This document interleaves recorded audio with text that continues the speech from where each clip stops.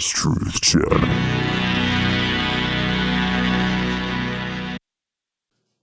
Hello, friends. I got a paper today called Our Dragon Moon. I want to start in the Strong's Concordance, word number 3394, which is Yariach, and Yariach means moon. The phonetic spelling of Yariach is Yal, Re, and Ach. Yal means the rotation of an aircraft on a vertical axis. Re means a beam of light, or the radiating part of a plant. Ach means a spirit of the dead that has completed its transition into the afterlife. So I feel like it's pretty obvious what the rotation of an aircraft on a vertical axis means. A beam of light makes sense. The radiating part of a plant is interesting. And on the subject that I'm going to give you today, you're going to see why I think this is interesting, because it was the tree of knowledge of good and evil where Eve was enlightened by the serpent, and serpent means the shining one. So the radiating part of a plant makes me think of knowledge of good and evil, as well as the serpent, also called the dragon or the devil. Ach means a spirit of the dead that has completed its transition into the afterlife. So in Isaiah 14, Lucifer's throne is called a kisi, and it means full moon. Now this makes me think of the Revelation 12 woman. She is clothed with the sun, meaning she is clothed with that which she has taken. The moon is at her feet, meaning that the moon is the throne of the Revelation 12 woman. The stars above her head are a representation of the Elohim above her head. So what happens is in Genesis 1, the Elohim divide the light from the darkness.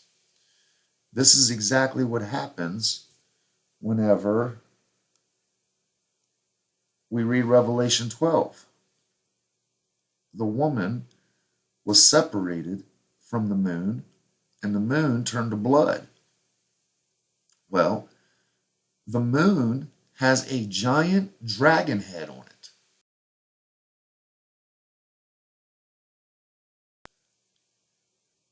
So, from a distance, if you look at the moon and you see the dragon head on it and then it turns red, it would be really easy to say that that is a red dragon. So the moon turning red or bloody is one of the things that must come to pass at the time of the unveiling, according to what Jesus said. Well, there's only two signs that happen where something turns red or something is red. And that is the red dragon, whenever the light is divided from the darkness, or whenever the woman is divided from the throne, and whenever the unveiling happens. As it was in the beginning, so shall it be in the end. The red dragon of Revelation 12 is also known as Diablo, devil, Satan, and serpent. Once again, serpent means shining one, and the moon is the shining one. Red means to disappear, and we're going to get more on that subject here in a minute.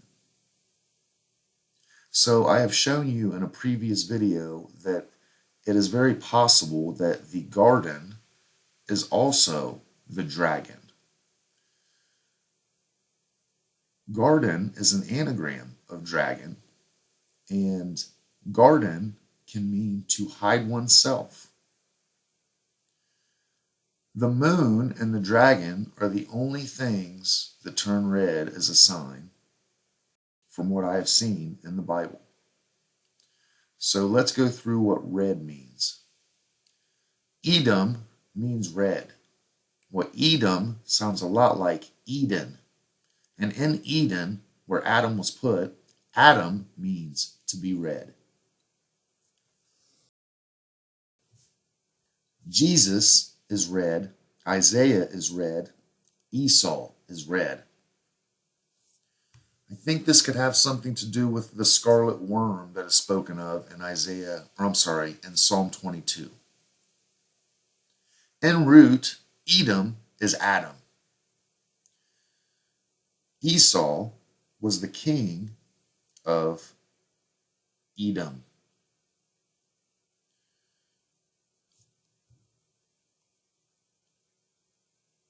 So now we have the red dragon.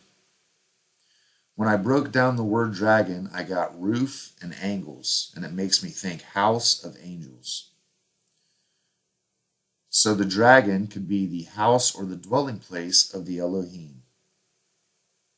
If the dragon, or Satan, is called the adversary, also known as the devil, who deceived 1/3 of the angels, then the dragon could be a habitation or a house of pleasure, or a house of temptation, just as the Garden of Eden was a house of temptation, something that causes one to desire. Within this dragon is its Elohim, whom are also called trees in the Garden of Eden in Genesis 2. The trees in the Garden of Eden in Hebrew is Etz, and Etz means carpenters. The spirit of Elohim in Genesis 1 that hovered above the waters is a Ruach, and Ru means a dome spacecraft, and Ach means water. Now, Ach also means a spirit of the dead that has transitioned into the afterlife. So, from the sound of it, this dragon was an extremely large-sized enclosure, or spacecraft possibly. There has been many speculations about the moon. It has been called a giant spaceship. It's been called hollow. It's even been seen many a times that there are very strange happenings on the moon. We see aircraft flying across the moon. We see strange humanoid shapes on the moon.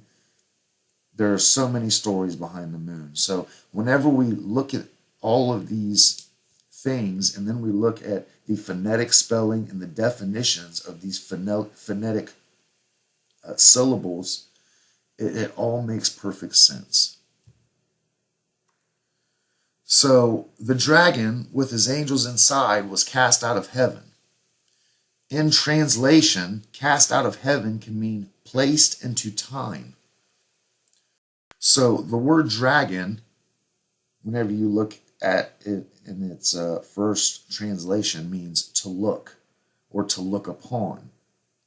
So something that you look upon and can't help but to indulge makes me think of Eve whenever she looked at the fruit. And it says that every tree, every Elohim, was pleasant to the eyes. A dragon is known to have incredible insight and is able to spot prey from any hiding place, like a craft with radar or flying in the air. Well, I also think that from the moon, one, we look upon the moon every single night.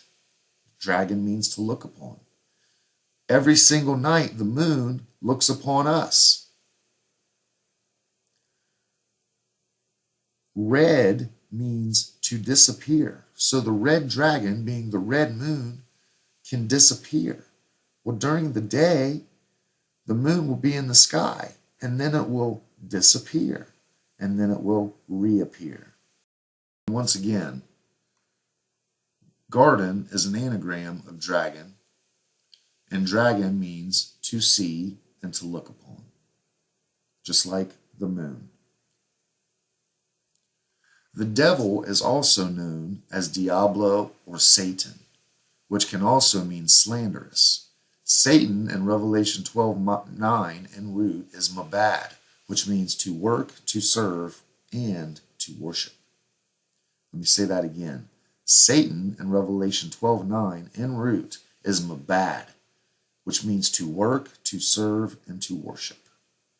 The ones inside the dragon, or inside the moon were slandering the Elohim of heaven, working and serving in the dragon, just like Adam and Eve worked and served in the garden, just like the beings who live inside the moon. These Elohim are possibly even doing the same work that Jesus was trying to do 2,000 years ago. And it's no different than what we are doing right now here on earth. Is it really possible that the devil or Satan isn't a reference to evil on earth as much as it is a reference to those who opposed each other as adversaries in the past? Even now, there's so much division going on in the world. We are each other's Satans. We are each other's adversaries.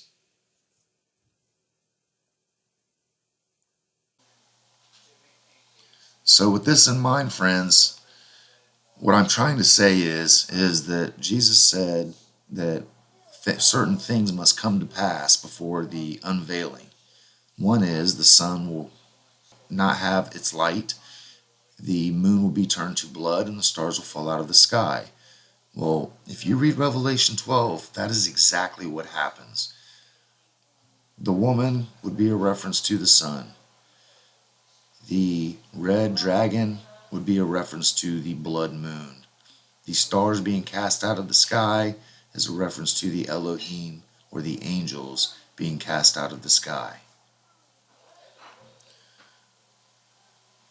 I've got more to come on this subject. I just wanted to share. I hope you all have a great day, and take care.